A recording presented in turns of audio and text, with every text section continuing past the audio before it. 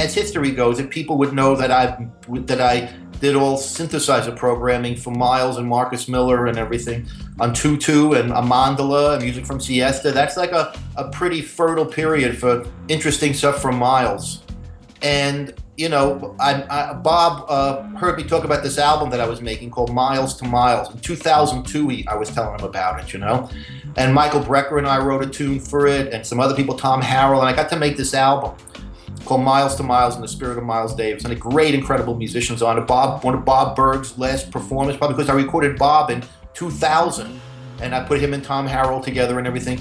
And so, people knew about this album. Not everybody, because my label, of course, pulled the plug on it. What else is new, And what happened was that I was at IAJE, and we were just walking around, and from across the room at the Hilton, I saw Bob over there, man. He turned to me, looked at me, and he starts yelling across the room, "Hey, Jason Miles, get over here, man. Come here, man, And I came over, and I go, "What's going on? How you doing?" And I said, "I'm okay. What's going on?" He goes, "You going to be here tomorrow?" And I said, "Yeah, I'm coming tomorrow." And he goes, "Come around and see me, man. I'm doing this panel at like 3 p.m. with blah, blah, blah, blah, with like Al Pryor and Marcus Miller and all this stuff."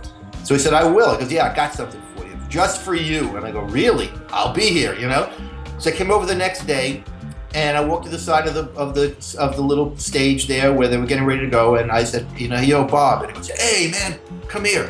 And he reaches in the back of his bag, and he takes out this box, and it's Miles Davis, the Cellar Door Sessions.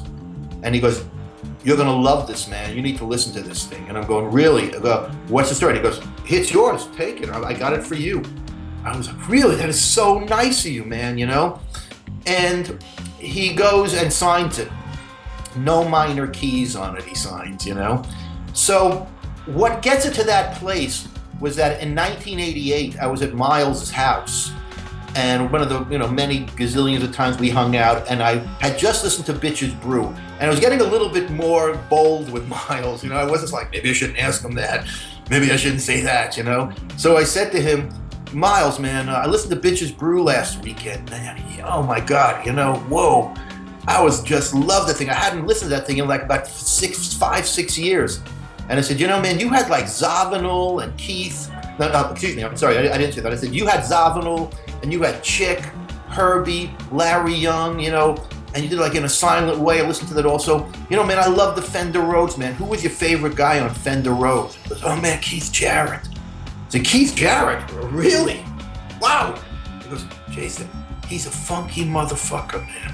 And I was like, "Really? Wow, okay." And I couldn't connect it together because we know that he was on Live Evil on one of the sides, whatever, but he never, it wasn't really pronounced, with Keith. It was more pronounced live, and I never got to see the band live. And so what happened was that I brought the Cellar Door thing home, and I started listening to it, and Keith was blowing my mind, man, on that Fender Rhodes. He was playing stuff that was so different than anybody else at the end, and it was all related to that John Coates Southern soul kind of funk groove that he had going on an acoustic. He had just transferred that vibe over to the electric, and it really started working on that. And so what happened was that, I was like, man, it's blowing my mind. And I call up Adam Holtzman. We were talking about that for a while. So we go forward to I call up Bob, and I said, "Oh my God, man, thank you so much. Yeah, I knew you would like it, man. I knew you would like it." And I go, "Man, it was blowing my mind, man." And he goes, "Yeah, Gary Bart's right." I'm going, "Oh my God, the whole thing." I said, "The audience is even cool on it, So a few years later, I did a gig for the Winter Jazz Festival with my group Global Noise, and it was at 2:00 in the morning, and Ingrid Jensen sat in with us. And all of a sudden, it came to my mind, this is the groove, man. Listen to what we're doing. I can't believe it. When you're on stage sometimes, all of a sudden, out of nowhere, something will just hit you. And I was like, wow, man, this is like that groove. This is like that small ensemble Cellar Door Miles vibe, man. And I said to Ingrid, man, we should get together and try to do some stuff and everything like that. And she was like, great. That was like 2009. But what happened was that she got pregnant, and I was doing this, and then we didn't get hooked up. And then one day, which I just called up and said, let's do something, a gig. So we booked a gig at the Falcon, and we went up there, and we started playing stuff from like Miles to Miles. And then we played a few tunes from, Miles stuff like, It's About That Time and Black Satin we did and everything like that. And we said, this is great, man. I thought we should book some more gigs. So we did Midnight at the Blue Note. We did Shapeshifter Lab. We did a couple of other places. And I said, you know what? Because McCoy Tyner always said to me, he said to me, you need to work this stuff on the bandstand. That's where you work out the music, man, to really get it going and to find the direction. That's what we did with Coltrane every night, 3 sets a night. That's how the music changed, and that's how he found his voice. And, I kept on thinking about it. So we did these under the radar gigs, 20 people show up, 10 people show up, no big promotion, just come, And all of a sudden, I started writing some music with this vibe and everything like that, and I sent it to Ingrid. She goes, this is it, man. This sounds like the vibe. And so she's out there, doing her gigs and all this stuff, and I'm home writing and, putting these tracks together and sending it to her. And then finally, we started coming together with this thing, man. We had like these tunes, and I said, let's finish this off, man, and do a live gig and record it, take a few tunes, and it's almost like our homage to the Cellar Door. So we made this album, and we called it Kind of New. I came up with the idea for the project to call it Kind of New, because it was going to be new, and it was going to be based off of grooves from New Orleans, and all these says when music started. And so what happened was that this guy at Whaling City Sound, through Jerry Gibbs, we talked, and he loved the album, man, and he put it out, and it's been out now for a while. And you know what, man, it's connecting the dots back to Bob Belden.